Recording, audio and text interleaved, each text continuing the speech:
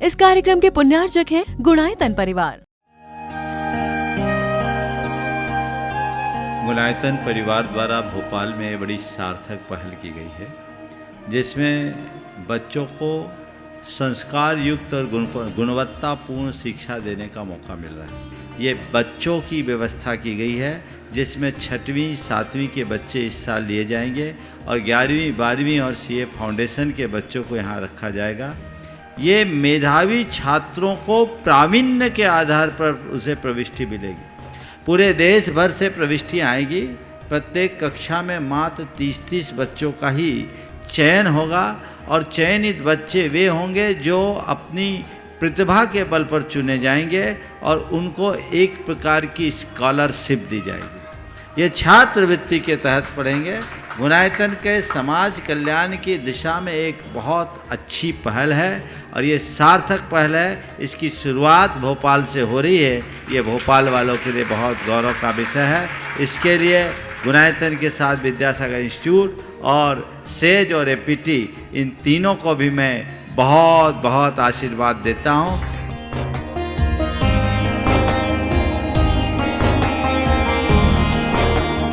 एक आदर्श और व्यवस्थित दिनचर्या का लक्ष्य प्राप्ति में बहुत बड़ा योगदान होता है।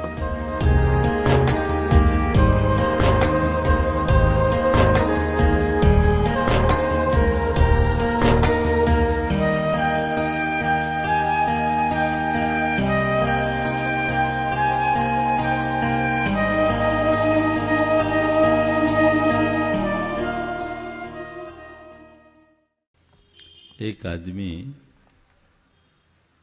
सो रहा था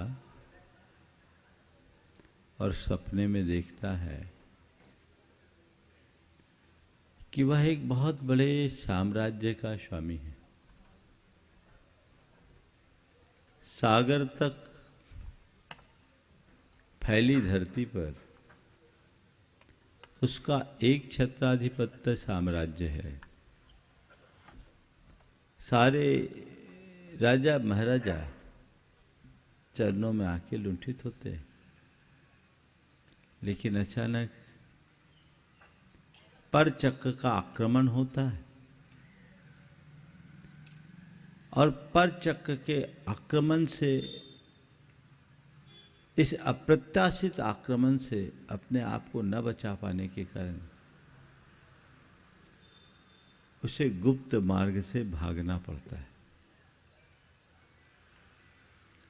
कई दिनों से भाग रहा है और भागते भागते उसकी दशा ऐसी हो गई कि न कुछ खाया न पिया, पहचान छुपा के भाग रहा है।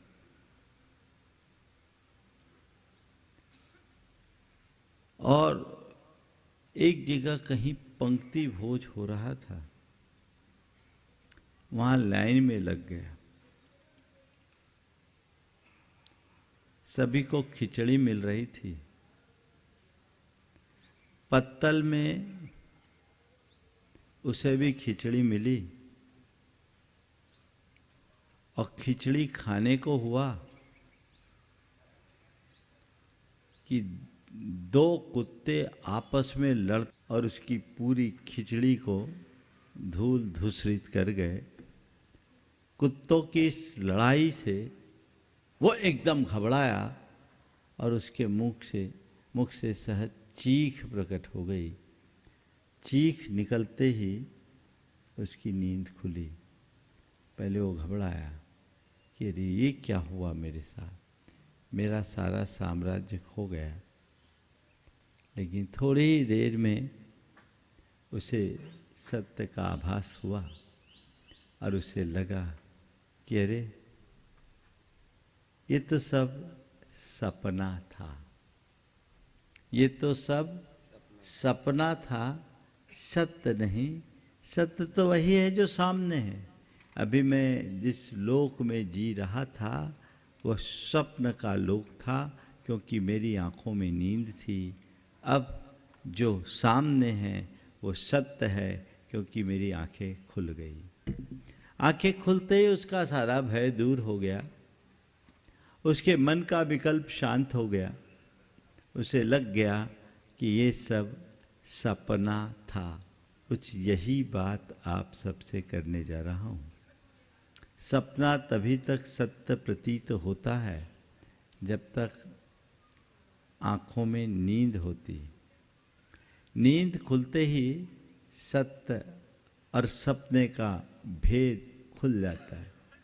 संत कहते हैं अपने जीवन को आगे बढ़ाना है तो सत्य को पहचानो, और सत्य को पहचानने के लिए नींद तोड़ना बहुत जरूरी। अभी बात की गई थी यथार्थ की। हम सबके जीवन की सबसे बड़ी विडंबना यही है कि पूरी जिंदगी हम जीवन के यथार्थ को झुटलाने की कोशिश में लगे रहते हैं। कभी विचार किया जीवन का यथार्थ क्या है? बोलो, यथार्थ क्या है? हाँ, धर्म करना यथार्थ नहीं है। बहुत अच्छा ज्ञान दिया आप। वस्तु के स्वरूप को जानना क्या है? वस्तु का स्वरूप। आज 4 बातें आप सबसे कहना चाहूंगा। जिसने जन्म लिया उसकी मृत्यु निश्चित है। ये जीवन का एक यथार्थ है। न हम कुछ लेकर आए न कुछ लेकर जाएंगे। ये जीवन का यथार्थ है। जैसा करेंगे वैसा भरेंगे। ये जीवन का यथार्थ है।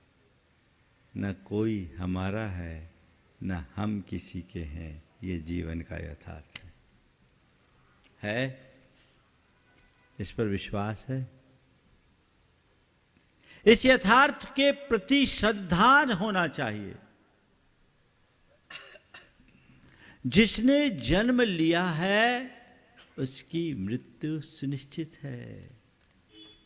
इस यथार्थ को जानो। हम लोग झूठ को ही सच मानते हैं,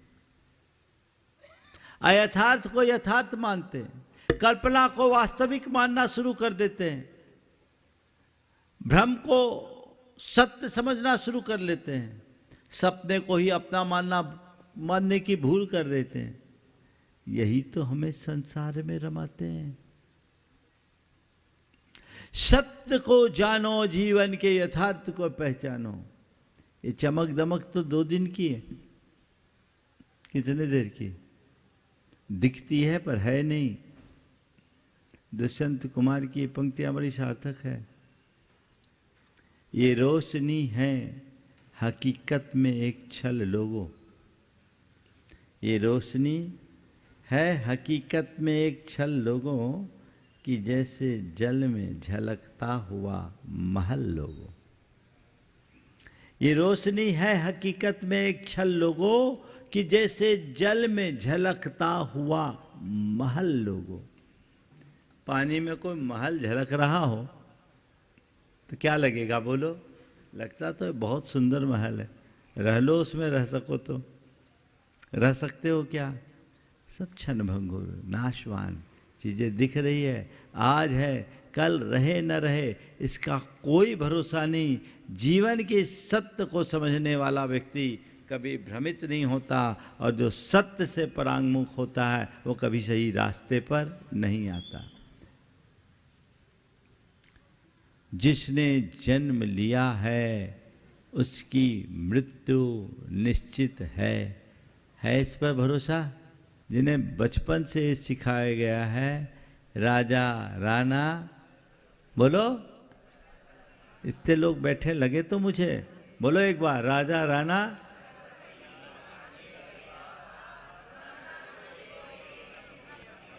सबको रटा हुआ है, सबको रटा है, और ये सब दूसरों को सुनाते भी हैं। मरना सबको एक दिन अपनी अपनी बार। तो सबकी बारी आएगी कि नहीं आएगी? बोलो, आएगी। हमारी कब आएगी? सबसे आखिरी में। अभी तो दूसरों की बारी है, मेरी बारी सबसे अंत में आएगी। सबको मारने के बाद मैं मरूंगा, ऐसा है। पूरा जीवन इसी सत्य को झुठलाने में खपा देते हैं। जब ये जीवन का परम सत्य है मरना सबको एक दिन अपनी अपनी बार, तो इस सत्य को स्वीकार क्यों नहीं करते? जन्म लिया उसका मरण निश्चित है, हर कोई को एक दिन मरना है, मुझे भी एक दिन मरना है। वो मरने का क्षण कभी भी आ सकता है, ऐसा विश्वास। कभी भी मर सकते हैं, पता है? बोलो, बस इस सत्य को सामने रखोगे तो बदल जाएगा। मान लो किसी दिव्य ज्ञानी के पास आप जाओ और वह तुम्हें बता दे कि तुम्हारे पास अब ज्यादा समय नहीं, तो क्या करोगे? हाँ, रख लो, लेके चलो।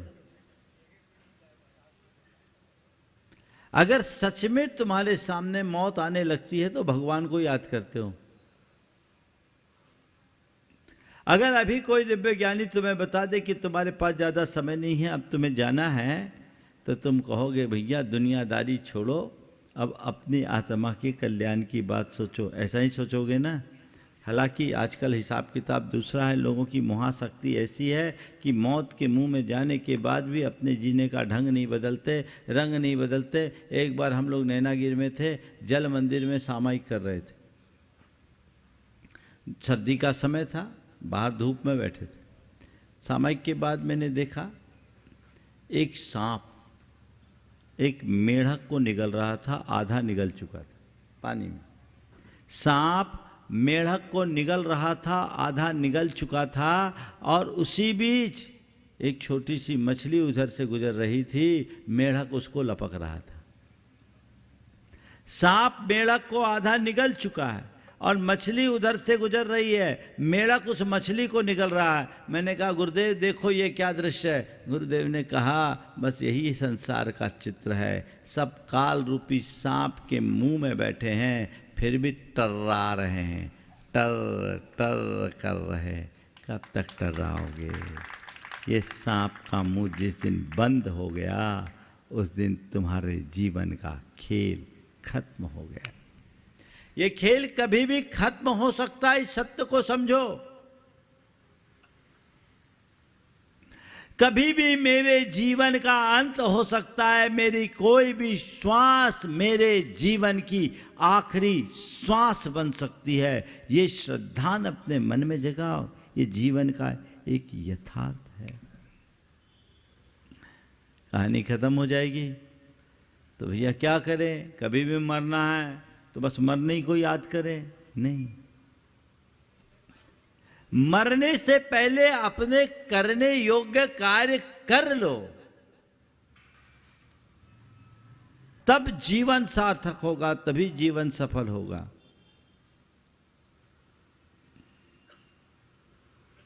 अन्यथा इसी गोरख धंधे में रह करके रम करके रह जाओगे, कुछ भी हासिल नहीं कर पाओगे। ये दुर्लभ मनुष्य जीवन अपने आत्मा के कल्याण के लिए मिला है, केवल मौज मस्ती में रमने के लिए नहीं, भोग विलास में लगने के लिए नहीं, गोरख धंधा में उलझने के लिए नहीं, धन पैसा में पागल होने के लिए नहीं। अपनी आत्मा के कल्याण का उद्यम करो, ये मौका है। कभी भी तुम्हारा अंत हो सकता है, मृत्यु का कोई भरोसा नहीं, कभी भी आ सकता है। संभलो, अपने आप को संभालने की कोशिश करें। एक सज्जन, देखिए मृत्यु का क्या ठिकाना, जीवन कितना नश्वर है।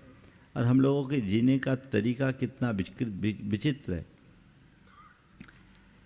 एक सज्जन ने मुझे एक बार बताया कि उनके एक व्यापारी मित्र थे, वो उनसे मिलने के लिए गए, उनके घर गए तो घर के मुख्य द्वार पर लिखा था, आगाह अपनी मौत से कोई बसर नहीं, सामान 100 बरस का पल की खबर नहीं।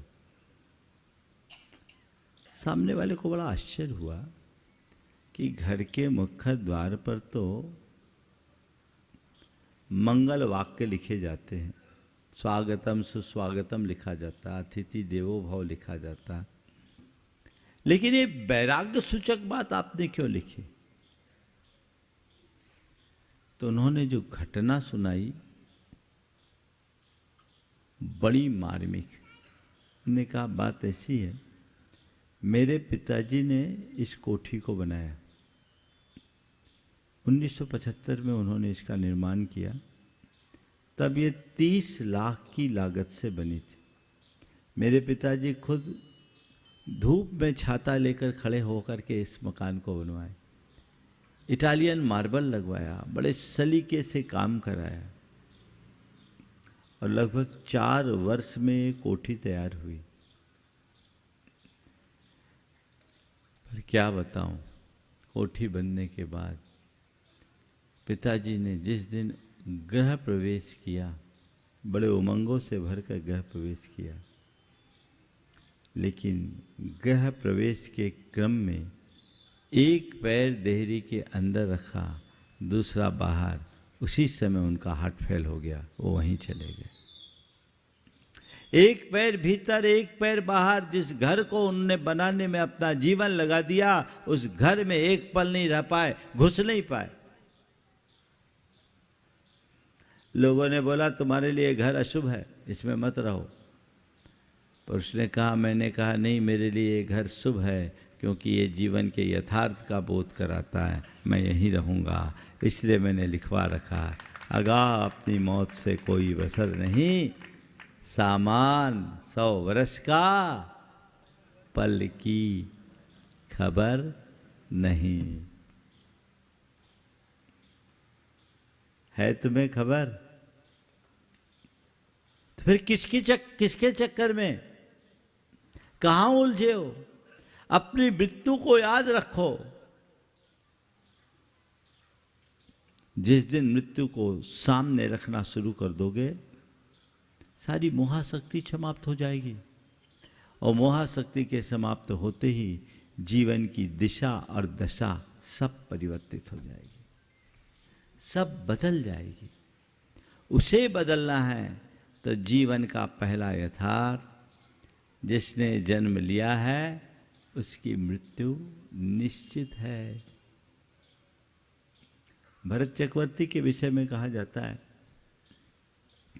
कि जब वो उठते थे तो उससे पहले घंटानाद किया जाता था, और घंटानाद के साथ एक वाक्य बोला जाता था, वर्धते भयम, वर्धते भयम, वर्धते भयम। भय बढ़ता है, भय बढ़ता है, भय बढ़ रहा है। चक्रवर्ती, और किसका भय? चक्रवर्ती को किसका भय? हाँ, चक्रवर्ती को बाहर का कोई भय नहीं, पर काल के भय से तो सभी ग्रसित हैं। काल का भय तो सबको है, काल से कोई बचा है क्या? काल से कोई नहीं बचा। तुम काल के ग्रास बनोगे, काल का प्रहार कब हो जाए कहा नहीं जा सकता, ये कभी भी हो सकता है। तो काल का प्रहार तुम पर हावी ना हो, ये प्रयास करो। काल का भय बढ़ रहा है, भय से बचो, भय से बचो, भय से बचो। भरत चक्रवर्ती के पास एक बार एक जिज्ञासु पहुंचा, और उसने अपनी जिज्ञासा रखते हुए कहा, महाराज 14 रत्न के स्वामी हो, 9 निधियों के अधिपति हो, 96,000 रानियां हैं, फिर भी आप क्षायिक सम्यक दृष्टि हो। मुझे समझ में नहीं आता कि इतने सब जंजालों के बीच आप अपने आप को कैसे संभालते हो। चक्रवर्ती ने कहा, तेरे सवाल का उत्तर बाद में दूंगा, तो एक काम कर, जा पहले मेरे रणवास में घूमा, देखिया कैसी कैसी रानियां हैं। बड़ा प्रसन्न हुआ। चक्रवर्ती के रणवास में जहाँ अच्छे अच्छे को प्रवेश नहीं मिलता, आज प्रवेश करने का अवसर मिल रहा। जाने को हुआ कि तभी चक्रवर्ती ने कड़कते हुए कहा, ठहरो, रणवास में जाओगे पर ऐसे नहीं। उसके हाथ में एक दीपक थमाया और कहा, इस दीपक के प्रकाश में तुम्हें पूरे रणवास का निरीक्षण करके आना है, पर ध्यान रखना ये 4 तलवारधारी तुम्हारे साथ चलेंगे। रास्ते में न तो दीप बुझना चाहिए, न तेल की एक बूंद छलकनी चाहिए। यदि दीप बुझा तो दीप के बुझते ही तुम्हारा जीवन दीप बुझ जाएगा, और तेल की एक भी बूंद छलकी तो ये तलवारधारी उसी क्षण तुम्हारी गर्दन भी नीचे ढुलका देंगे। सोचा, बुरा फंसा, अब क्या करे। चक्रवर्ती से पंगा लिया था, कोई उपाय नहीं था। घूम फिर कर आया। इससे पहले कि वह कुछ बोले, चक्रवर्ती ने पूछा, क्यों रणवास घूम आए? बोले घूम आए। बोले क्या देखा?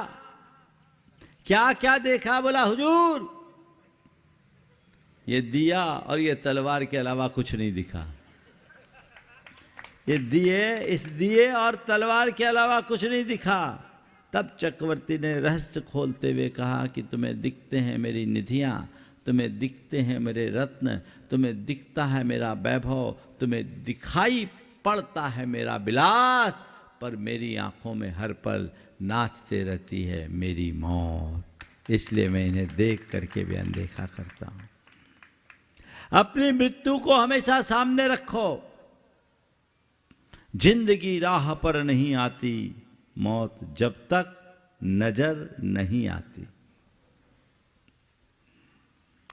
कभी भी मरना हो सकता है, कभी भी जाना हो सकता है, तो इससे पहले मरे तो सुमर लो। मृत्यु की बात इसलिए नहीं कही जाती कि तुम जीवन से उद्विग्न हो जाओ। मृत्यु की बात केवल इसलिए की जाती है कि तुम अपने जीवन को सार्थक बना लो, है ना।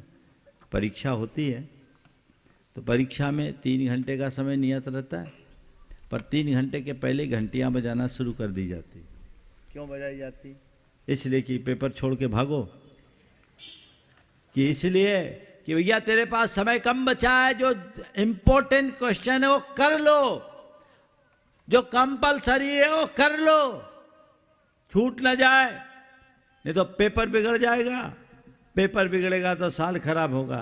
यही है ना, इस उद्देश्य ये किया जाता है कि तेरा पेपर बिगड़ ना जाए, तेरा साल खराब ना हो, जल्दी अपना काम कर लो। इसीलिए संत तुम्हें बार बार तुम्हारी मृत्यु का एहसास कराते हुए कहते, बेटा कभी भी कभी भी तू चला जाएगा, कब तू टे बोल जाएगा पता नहीं, एक हिचकी आएगी और तेरा खेल खत्म हो जाएगा। इससे पहले कि खेल खत्म हो, अपना गोरख धंधा खत्म कर ले और जो अपने लिए जरूरी है वो करना शुरू कर दे। अपने कल्याण के रास्ते को अंगीकार करो। ये जीवन का लक्ष्य होना चाहिए, ऐसा जीवन का उद्देश्य होना चाहिए। वो जग गया तो जीवन का काया पलट समझना चाहिए। तो पहली बार जिसने जन्म लिया उसकी मृत्यु निश्चित है, मतलब कभी भी मेरा अंत हो सकता है। मेरी कोई भी श्वास मेरे जीवन की आखिरी सांस बन सकती है। मुझे अपनी राह पकड़नी है। ये भावना, ये प्रेरणा मन में जगाए रखना चाहिए। दूसरी बात, न कुछ लेकर आए हैं न कुछ लेकर जाएंगे। है ये सत्य? बोलो, क्या लेकर आए? मुट्ठी बांधे आए जगत में, हाथ पसारे जाए। खाली हाथ आया, खाली हाथ जाओगे। जो भी तुम जोड़ रहे हो सब यहीं छूट जाने वाला है। तुम्हारे साथ जाने वाला कुछ भी नहीं है। तुम्हारे साथ क्या किसी के साथ कुछ भी जाने वाला नहीं है क्या? बोलो, कोई ले जा पाया? एक तिनका भी यहां से ले जा सका क्या? तिनका की बात तो जाने दीजिए, एक परमाणु भी यहां से वहां कोई नहीं ले जा सकता। न कुछ लेकर आए हो न लेकर जाओगे, ये श्रद्धान अपने मन में गाढ़ जमा लो और ये मान करके चलो, ये सब निमित्त नैमित्तिक संबंध है, नदी नाव संयोग है, यहाँ है यहीं का सब धरा पर धरा रह जाने वाला है। इसलिए मेरी समझदारी इसी में है कि मेरे पास जो है न तो मैं उसमें अभिमान करूं न उसमें आसक्ति रखूं, उनका उपयोग करूं और उपभोग करूं। आसक्ति और अभिमान मुझे दुखी करेंगे, उनके कारण मैं परेशान होऊंगा और आज तक मैं उसी के कारण परेशान होता रहा। अपने अभिमान से और अपने आसक्ति से मैंने अपनी शांति को खंडित किया है, अशांति को पाला है। जिसके मन में ये समझ विकसित हो जाती है, उसके जीने का ढंग ही बदल जाता है। वो सोचता अरे हाँ, यहाँ तो सब बेकार की बातें हैं, आज है कल रहे न रहे कोई भरोसा नहीं, इस दुनिया से तो हम लेकर जा ही नहीं सकते, पर पूरी जिंदगी अपने साथ रखे इसकी भी गारंटी नहीं है क्या? बोलो, बहुत सारे लोग तुम्हारे आंखों के सामने झूल रहे होंगे जो कभी करोड़पति थे, अब मुनिमी करते फिर रहे हैं।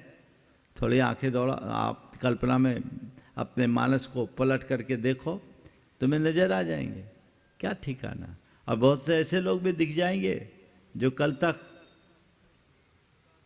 खोमचे के ठेले लगाते थे, आज धन्ना सेठ बने। ये तो खेल है, ये कर्म का संयोग है, कब अनुकूल और कब प्रतिकूल हो जाए कुछ कहा नहीं जा सकता। इसलिए न तो इनका अभिमान करने जैसा है और न ही इनमें आसक्ति रखने जैसी है। न हम कुछ लेकर आए हैं न कुछ लेकर जाएंगे। जिस दिन ये विश्वास तुम्हारे हृदय में बैठ जाएगा, तुम्हारा मन कभी दुखी नहीं होगा। मेरे संपर्क में एक सज्जन है जो अपने राज्य के सबसे बड़े टैक्स पेयर थे, सबसे बड़े टैक्स पेयर पूरे स्टेट के। इनकम टैक्स वाले पहुंच गए। अब इनकम टैक्स वाले पहुंचे, एक बड़ी टीम आई, बड़ी रेड थी। अखबारों में जो समाचार छप रहे थे वो बहुत, खासकर ऐसी बातों को बहुत बढ़ा चढ़ा करके प्रस्तुत किया जा रहा था। वहाँ तो सीधे 100, 200, 400, 500 करोड़ की बात होती। इसी दरमियान उनका भतीजा मेरे पास आया। समाचार चूंकि था, 3 दिन से इनकम टैक्स वाले उनके घर में थे। तीसरे दिन की बात,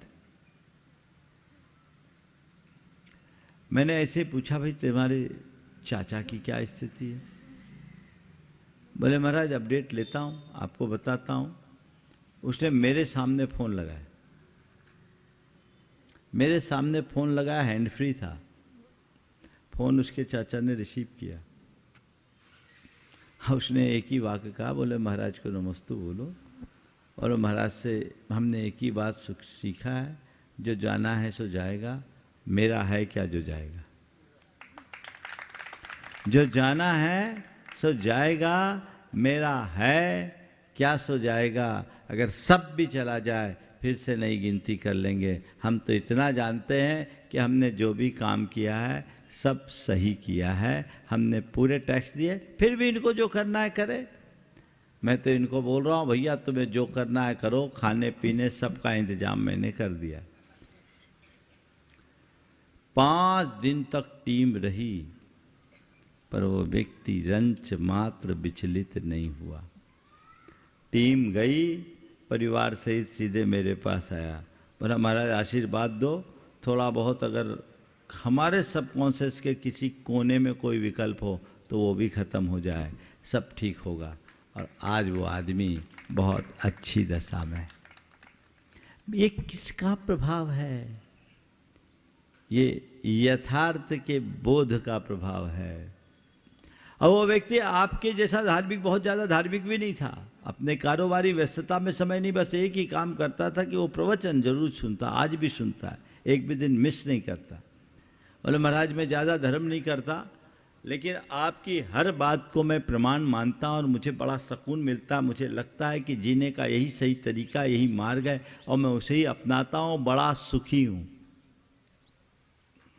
यथार्थ को जान लो तो सब चीज़ें खत्म हो जाएगी, सारी मोहाशक्ति खत्म हो जाएगी, समझ गए? सब बदल जाएगा। ये तुम्हारा भ्रमजाल है जो तुमको उलझा के रखा है।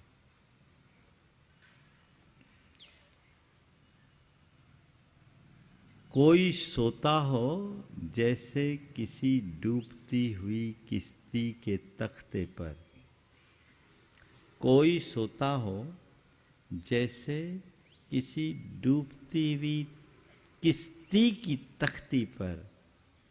सच पूछो तो दुनिया की बस यही हकीकत है,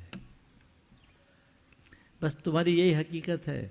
तुम डूब जाओगे, कब डूब जाओ कोई पता नहीं, इसलिए सो मत, जागो, आगे बढ़ो। कभी भी खेल खत्म हो सकता है।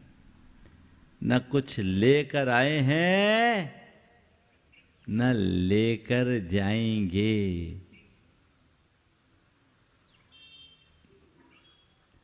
आया है सो जाएगा। राजा रंक फकीर एक सिंहासन चढ़ी चले, एक बंधत जाय जंजीर। जो तुम जोड़ रहे हो लेकर नहीं जा सकते, ना लेकर आए हो, लेकर क्या जाओगे? अपना शुभाशुभ कर्म जैसा करोगे वैसा भरोगे, इस जीवन में भी और भावी जीवन में भी। क्या कर रहे हो? किसकी तैयारी है? धन वैभव यश प्रतिष्ठा प्रभाव पहचान, ये सब यहीं धरे रह जाएंगे। अगर कुछ पुण्य की कमाई किए हो तो वो तुम्हारे साथ जा सकता है, जाएगा, बाकी तो सब धरा रह जाएगा। तो आया है सो जाएगा, राजा रंक फकीर सबको जाना है, जाने में कोई संशय नहीं, तय है, केवल तारीख तय नहीं है। संसार में एक ही बात है जो एकदम निश्चित है और एक ही बात है जो एकदम अनिश्चित है, वह है मृत्यु। मृत्यु होगी ये तय है, पर कब होगी ये बिल्कुल तय नहीं, यह निश्चित है, कभी भी हो सकती है, किसी पल भी हो सकती। तो आया है जाएगा, चाहे राजा हो, चाहे रंक हो, चाहे फकीर, ये सब तय है। तय तो केवल हमें ये करना है कि कैसे जाना है। पुण्य के सिंहासन पर आरूढ़ होकर जाना है या पाप की बेड़ियों में जकड़ करके जाना है। जैसा करोगे वैसा भरोगे। अपनी करनी का ख्याल रखो, कोई नहीं बच सकता। ये जीवन का एक बहुत बड़ा सत्य है। इस सार्वभौमिक सत्य को पहचानिए जिससे अपने जीवन को सुंदर बनाया जा सके। कहानी कभी भी खत्म हो सकती है और खेल कभी भी बिगड़ सकता है। आज आप किसी की आंख में धूल झोंक सकते हो, लेकिन कर्म की आंखों में धूल नहीं झोंका जा सकता। राजा श्रेणिक भगवान महावीर का परम भक्त था, लेकिन अपने जीवन के आरंभिक दिनों में उसने एक बहुत बड़ी भूल की थी। उस भूल के परिणाम स्वरूप उसने नरकायु का बंध कर लिया। जैसे ही नरक की बात आई वो कांप गया। उसने कहा, भगवान मुझे नरक से बचा लो, मैं आपका इतना बड़ा भक्त, आपका प्रधान श्रोता, आपकी मुझ पर इतनी कृपा, आप मुझे किसी भी तरीके से नरक से बचा लो। एक कहानी के ऊपर आधारित है ये बात। भगवान ने कहा, देख अब नरक से तो कोई बच नहीं सकता, तुझे नरक का बंद हो गया, जाना ही पड़ेगा। अरे भगवान मुझ पर कुछ तो कृपा करो, मुझे तो बचा लो, मैं आपका इतना बड़ा भक्त। भगवान ने कहा, जा 3 काम बताता हूँ, एक भी कर ले नरक से बचा लेंगे। 3 काम बताता हूँ, एक भी कर ले तू नरक से बच जाएगा। बोले ठीक है बताइए। बोले जा, तेरी दादी आज तक मेरे दर्शन को नहीं आई, एक बार उसे मेरे पास ले आ। तेरी दादी आज तक मेरे दर्शन के लिए नहीं आई, एक बार अपनी दादी को मेरे पास ले आ। ठीक, ये नहीं कर सके तो जिनदत्त श्रेष्ठी की एक दासी है देवदत्ता, उसने आज तक दान नहीं किया, उससे दान करा ले। गुणायतन परिवार द्वारा भोपाल में बड़ी सार्थक पहल की गई है, जिसमें बच्चों को संस्कार युक्त और गुणवत्तापूर्ण शिक्षा देने का मौका मिल रहा है। ये बच्चों की व्यवस्था की गई है, जिसमें 6वीं 7वीं के बच्चे इस साल लिए जाएंगे और 11वीं 12वीं और सीए फाउंडेशन के बच्चों को यहाँ रखा जाएगा। ये मेधावी छात्रों को प्रावीण्य के आधार पर उसे प्रविष्टि मिलेगी। पूरे देश भर से प्रविष्टियाँ आएगी। प्रत्येक कक्षा में मात्र 30-30 बच्चों का ही चयन होगा और चयनित बच्चे वे होंगे जो अपनी प्रतिभा के बल पर चुने जाएंगे और उनको एक प्रकार की स्कॉलरशिप दी जाएगी। ये छात्रवृत्ति के तहत पढ़ेंगे। गुणायतन के समाज कल्याण की दिशा में एक बहुत अच्छी पहल है और ये सार्थक पहल है। इसकी शुरुआत भोपाल से हो रही है, ये भोपाल वालों के लिए बहुत गौरव का विषय है। इसके लिए गुणायतन के साथ विद्यासागर इंस्टीट्यूट और सेज और एपीटी, इन तीनों को भी मैं बहुत बहुत आशीर्वाद देता हूँ।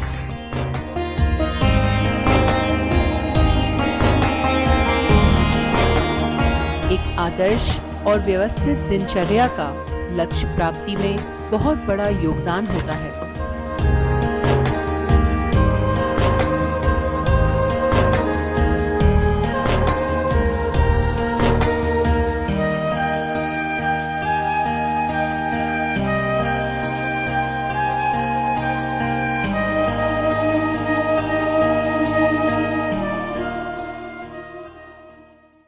इस कार्यक्रम के पुण्यार्जक थे गुणायतन परिवार।